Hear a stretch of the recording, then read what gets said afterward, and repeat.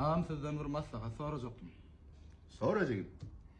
Öýdäklere öýerjek diýe. Söyleyeyim o yüzden. Tanıyan mı? Ay dol tanamy. Aycığım. Entek iyi değil mi? Ağam men şunu aýdym bilen beýan et beräň. Baş üstünde. Şahruk diýdi akmak bolma. Akmak bolma, ýüreğlenme. Yigitlik bara kadar güller, öýlenip saralyp solma. Dostlar razy bolayynmy, bolayynmy, bolmaýynmy. Men tanamok diýen gyzy, alayynmy, almaýynmy. Dostum razy bolayynmy, bolayynmy, bolmaýynmy. Men tanamok diýen gyzy, alayynmy, almaýynmy.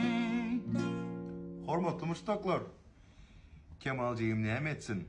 Kommentariyada bellek geçin. Yigit näme etjegini bilemem.